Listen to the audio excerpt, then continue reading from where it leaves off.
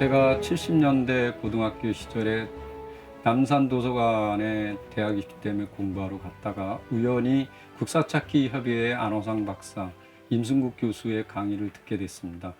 그래서 그분들이 쓴 책에 나오는 단기고사라든가 규원사와 동사연표 이런 책들을 도서관에서 찾아서 보게 되었고, 사마천의 사기 등을 읽으면서 그분들의 말씀이 옳았다는 것을 알게 되었습니다. 그 후에 제가 대학에 들어간 후에 재건국민운동본부에 계셨던 안호상 박사를 찾아뵙습니다. 그때 그분이 저를 밀실로 데려 들어가서 북한에서 나온 고조선사 연구 이지린이 쓴 그 책을 보여주셨습니다. 그 책에는 요동과 만주가 우리의 땅이었다는 정말 그분들이 얘기했던 내용이 그대로 담겨져 있던 것을 보고서 이제 우리 민족의 이 역사를 새로 바로잡아야 되겠구나 하는 생각을 했습니다.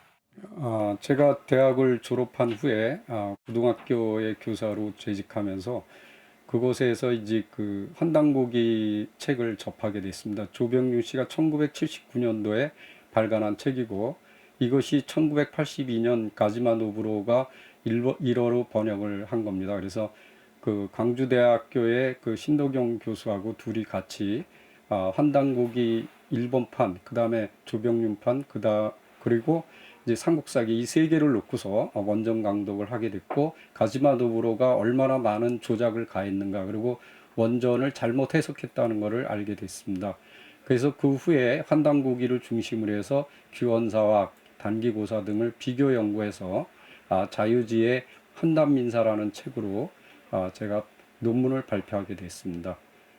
제가 한단고기에 대한 궁금증으로 상계동에 어렵게 살고 계시던 이유리 선생님을 김성환이라는 제자를 통해서 만나 뵙게 됐습니다. 그래서 그분에게 그 원본에 대한 말씀을 드리자 개은수 선생의 제자였던 선친 이관집 선생의 자기에게 이렇게 전해주셔서 갖고 계셨는데, 대전으로 피난 왔을 때 개은 선생의 조카가 그거를 탈락을 해서 그거를 주는 바람에 그 원본이 유실됐다고 말씀을 하셨습니다. 그리고 선친인 이관희 선생님을 따라서 독립군 소년단 활동을 하고 계셨던 이유리 선생님은 그 당시에 만주에 오셨던 단재 신채호 선생님의 강의를 들은 적도 있다고 저에게 말씀해 주셨습니다. 1982년 가지마 노브로의 1호판 한단고기가 나온 이후에 1985년도에 김은수를 중심으로 해서 많은 책들이 쏟아져 나왔습니다. 그런데 이러한 책들이 대부분이 오역된 책들이었고, 1986년도에 나온 임승국 선생이 쓴 한단고기라는 책이 가장 오역이 적었던 것입니다. 그 후에 1986년 이유리 선생님이 돌아가시자 고려원에서 대배달 민족사라는 책으로 전집을 낸 적이 있습니다. 여기에 이제 역주본, 제대로 된 역주본이 실리게 된 것입니다. 저는 단재 신채호 선생과 위당 정인보 선생님 등 민족사학자들의 뒤를 이어서 민족운동을 전개해 나갔는데, 1985년부터 대학생들을 모아서 한박회, 다물학회, 매기민족회 등의 활동을 전개했습니다. 그 후에 재정부 의원과 함께 국민학교라는 이름을 개칭해서 지금의 초등학교로 만들었고, 이완영 등 친일파들의 재산환수 운동을 전개해 나갔습니다. 그와 더불어서 손보기 선생님을 찾아뵙고 학계로 들어가 연세대학에서 고구려사로 석사, 명지대학에서 백제사로 박사를 받은 이후에 끊임없이 그 역사운동을 전개했지만은 지금까지도 그 역사가 바뀌지 않는 안타까움을 가지고 있습니다. 네, 이렇게 제가 안타까워하고 있는 가운데 우연히 상생방송을 보게 됐습니다.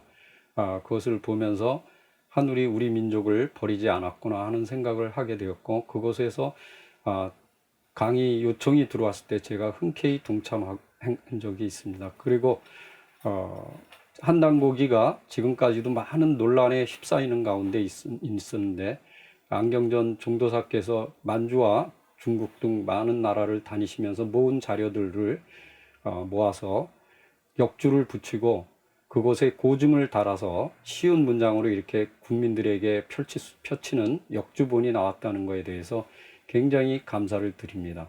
그리고 아울러 지금 해외까지 펼치고 있는 북콘서트를 통해서 이러한 한당고기의 정신, 그리고 나아가서 우리 민족이 어떻게 살아갈 것인가 하는 그 정신사적인 맥락을 다시 일깨워 줌으로써 우리의 민족이 세계의 주역으로 떠오를 수 있을 것이라고 확신합니다.